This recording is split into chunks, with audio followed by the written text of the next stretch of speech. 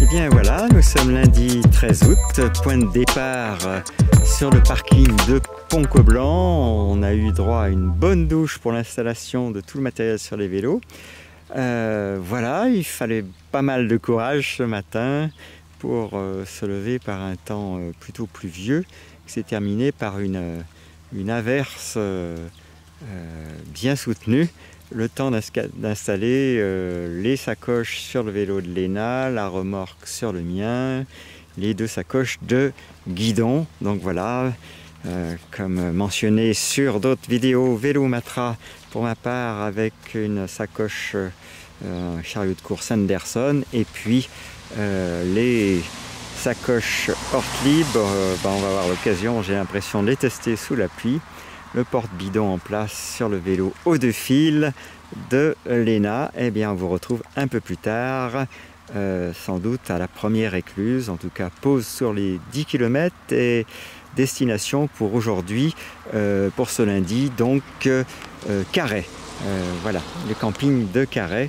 On espère que le soleil qui a commencé à pointer dès lors qu'on a commencé, qu'on était prêt pour le départ, eh bien, va perdurer dans la journée. A plus tard. Bien, première halte depuis Pont-Coblan, arrivée de Léna avec ses deux sacoches. C'est une aventure, c'est la première fois que Léna roule avec ses deux sacoches. Et donc nous arrivons à cette première écluse. Au compteur, qu'est-ce que nous avons? Nous avons accompli 11,72 km. Voilà, la pluie s'est arrêtée. Le temps est un soleil voilé et le sol est légèrement boueux.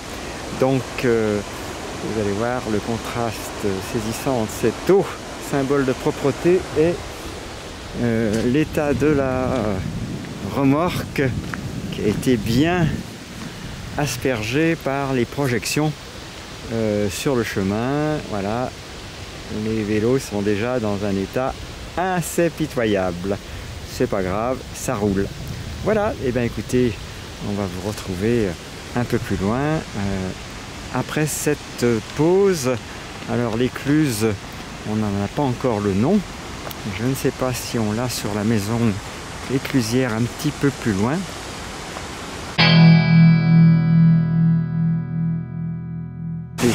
Alors le nom de l'écluse est quasiment illisible. Prat, il va falloir qu'on ressorte le livre, hein. Voilà, Prat pourric, quelque chose comme ça. Ça va nécessiter un saut dans l'ouvrage. Bon, écoutez, on la rajoutera au montage. Voilà. Vous voyez, vue générale sur ce canal. Et une aventure qui demande beaucoup de préparation et un bon moral face aux aléas climatiques. Voilà, une fois parti, le plaisir est là. Donc on va poursuivre notre route. 21 km 14 depuis Pont-Coblan. Nous sommes à l'écluse 218, écluse Bizermic, la maison du canal. Et nous sommes en train de faire la première recharge du vélo aux deux fils de Léna. Voilà, et donc le soleil joue un peu à cache-cache, avec des périodes où il fait plutôt froid. Dès que le soleil se cache, froid et humide, donc un peu moins le circuit de rêve que lors de notre préparation. Et puis là, d'un seul coup, le soleil ressort et évidemment, ce trajet à nouveau prend toute sa dimension et son plaisir. Voilà, donc nous sommes là environ pour 20 minutes, le temps de recharger le vélo de Léna qui se décharge très vite dès qu'on dépasse le niveau 2 d'aide. Eh bien écoutez, on va en profiter pour relaxer un petit peu les différents muscles. Et puis, on va patienter le temps de la recharge. Voilà, au loin on aperçoit Châteauneuf du Fou, très belle vue sur Châteauneuf du Fou. Voilà, et ensuite la prochaine pause devrait être à Pont-Trifane.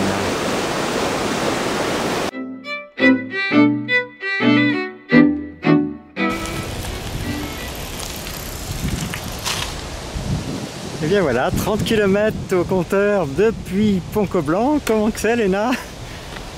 De mieux en mieux? De mieux en mieux. De mieux en mieux.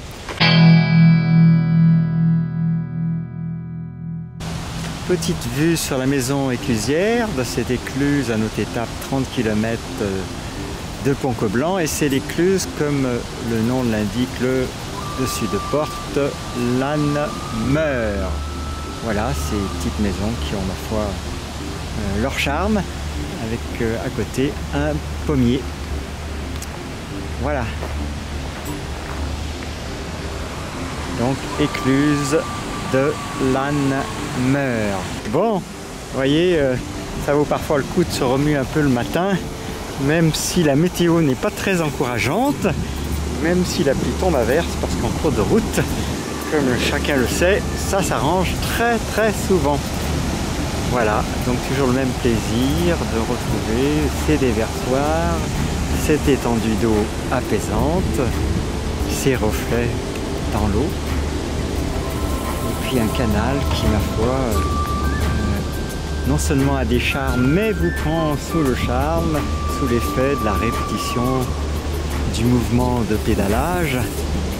Voilà, et donc on va se préparer à entamer la prochaine dizaine de kilomètres et au terme de laquelle nous aurons fait 2 tiers de notre trajet. Restera donc 20 km avant notre destination de ce soir, le camping municipal de Carhaix-Plouguer.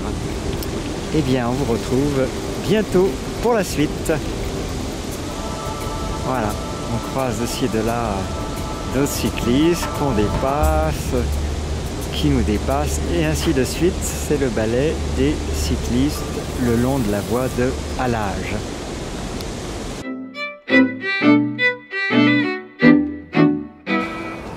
Alors on est à Pont-Trifane. Non seulement on a rencontré un groupe sympa, mais aussi un bar sympa, le bar de l'Écluse, avec une prise de recharge à l'extérieur. Et apparemment, tout ce beau monde va se retrouver ce soir au camping de Carhaix. Nous, on en est à 40 km environ. Et il nous en reste à peu près 20 pour rejoindre le camping. Alors, on vous laisse voir la série de vélos là, qui sont en bordure du bar. Voilà. Et puis, il y en a qui ont fait que passer, mais on va les retrouver plus loin. Donc, voilà. La discussion tourne autour de qui paye sa tournée ce soir, quoi. Voilà. Un café où nous sommes en train de faire la pause, comme vous venez de le voir, et décor à l'américaine. Bon, c'est quand même sympa, ça a son côté un peu période Johnny Hallyday & Co. Voilà. Et ma foi, un monsieur très sympa, dont j'ignore le nom, mais c'est pas grave. Alors, un verre, il nous manque. Voilà.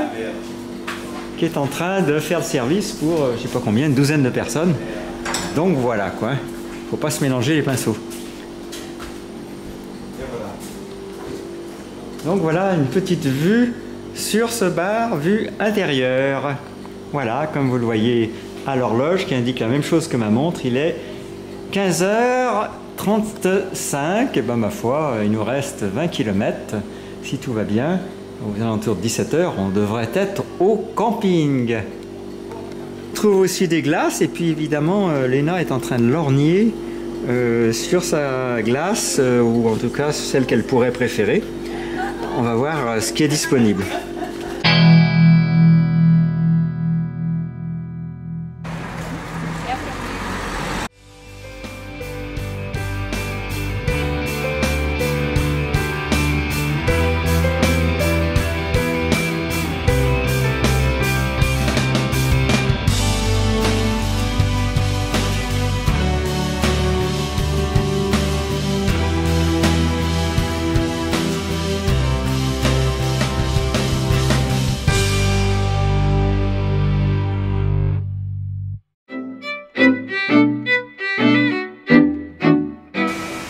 Eh bien, 50 km au compteur, dernière écluse avant le camping.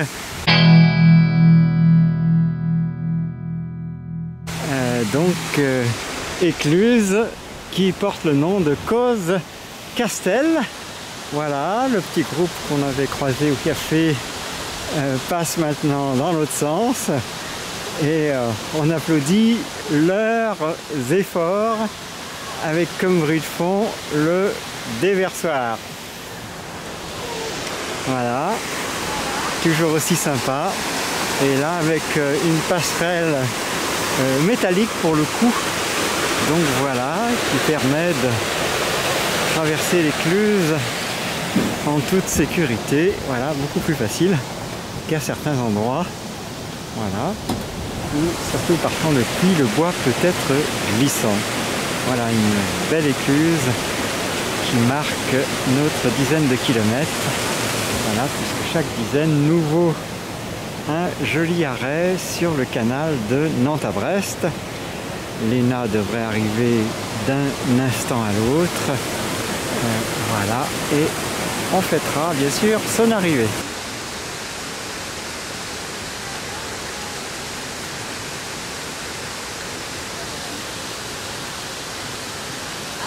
Aïe aïe aïe.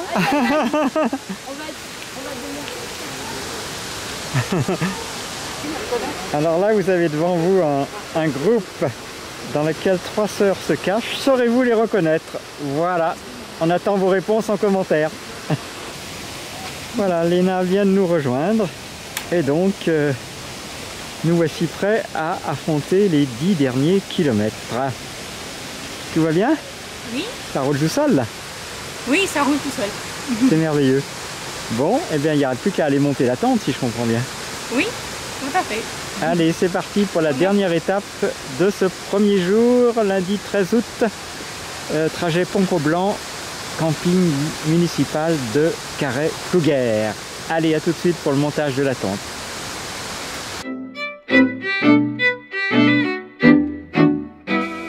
Voilà, on est toujours sur le canal de Nantes à Brest et on a fait une petite pause parce que ce sont les premières péniches qu'on voit, dont celle que nous connaissions et qui avait valu une petite vidéo, la péniche Patricia que vous voyez là. Et on s'apprête à bientôt sortir du canal pour longer l'Yerre jusqu'au camping de la vallée d'Yerre. Voilà, donc 2 péniches, Rossily, si je lis bien, et puis Patricia, voilà, que nous connaissions. Et bien on va continuer notre chemin.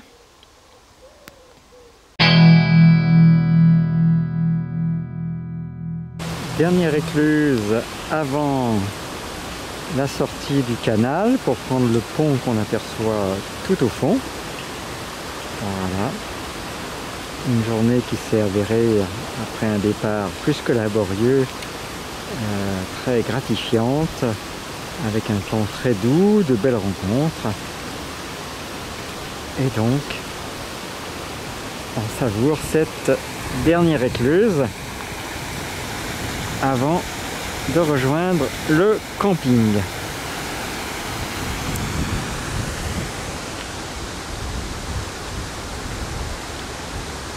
Une maison éclusière et un petit panneau d'explication près de sur le mur de cette maison.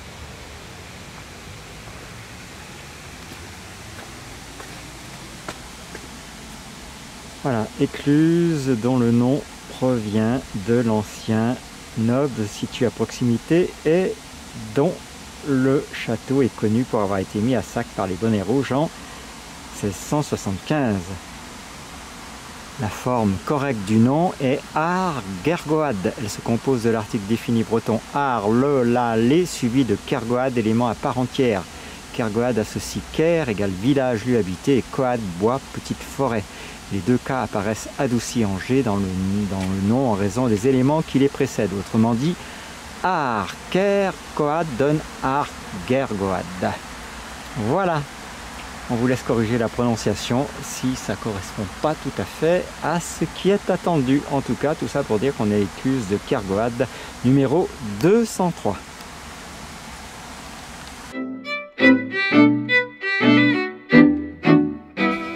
Et bien voilà, nous sommes au camping de Carhaix, la tente est montée et maintenant on va recharger les batteries, installer le matelas pneumatique et commencer la cuisine. Voilà pour cette vue au camping de Carhaix, il est actuellement 19 h.